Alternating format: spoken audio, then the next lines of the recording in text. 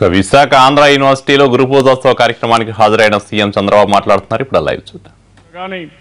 ఇంకో పక్కన సిస్కో కానీ ఇలాంటి చాలా మంది వీళ్ళతో సీమన్ కానీ వీళ్ళందరితో పెట్టుకుని ఈ రోజు నేను డబ్బులు కూడా రిలీజ్ చేస్తున్నాం.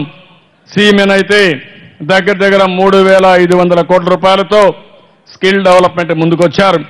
దానికి ఒక 350 కోట్ల రూపాయలు మనం ఇస్తే 10% మనం ఇస్తే మిగిలిన డబ్బులు వాళ్ళు ఖర్చు పెడుతున్నారు.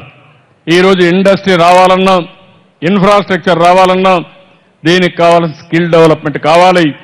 అలాంటి స్కిల్ డెవలప్మెంట్లో ముందుంటాం. అలాంటి ఏర్పాట్లు చేస్తున్నాయి.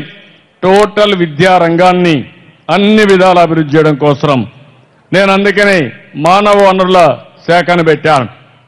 ఈరోజు ఒకటే మంత్రిని పెట్టాం. అంత మునిపైతే 3-4 మంత్రుల నుండి ఇవన్నీ కూడా సమగ్రంగా ఆలోచించే పరిస్థితి లేకపోతే ఒకే మంత్రి నుండి మొత్తం విద్యకు సంబంధించి ప్రణాళికలు తయారు చేయడం కానీ ఆ ప్రణాళికలు అమలు చేయడం కానీ పూర్తిగా చేసే బాధ్యత వచ్చింది.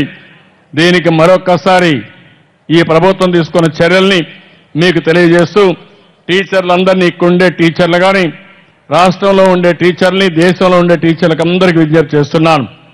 ఈరోజు మన వాళ్ళు ఎంత గొప్పవాళ్ళంటే అమెరికాకు పోతే ప్రతి ఒక్క యూనివర్సిటీలో మన టీచర్లే ఉన్నారు.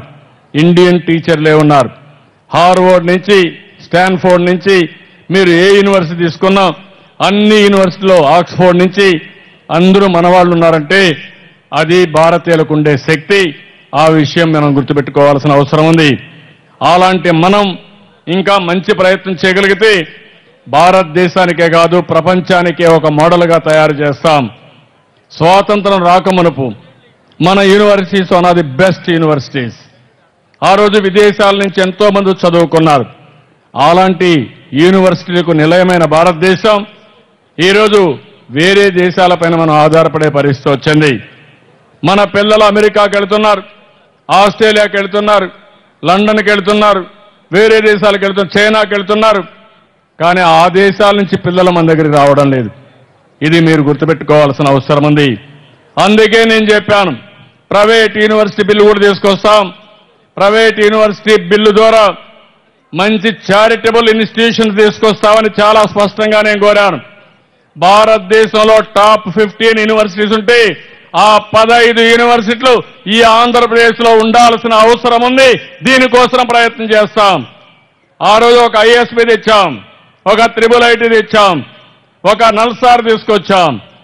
అదే మరిగా ప్రపంచంలో ఉండే బెస్ట్ యూనివర్సిటీస్ ఏవైతే ఉన్నాయో టాప్ యూనివర్సిటీస్ ఏవైతే ఉన్నాయో అవి కూడా తీసుకొస్తాం.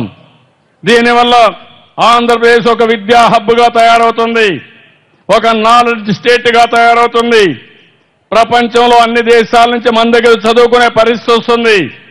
ఈరోజు మన పిల్లలు వేరే రాష్ట్రాలకు వెళుతున్నారు. పక్కనే తమిళనాడులో వెల్లూరులో చూస్తే దగ్గర దగ్గర 50% మన పిల్లలే ఉన్నారు. నేను మొన్న చైనాకు పోతే చైనాలో మన పిల్లలే తెలుగు వాళ్ళు అక్కడ కొన్ని 100,000 మంది చదువుకుంటున్నారు. అంటే వీళ్ళు అక్కడికి పోయిన దానివల్ల అక్కడ దేశం అభివృద్ధి అవుతా ఉంది.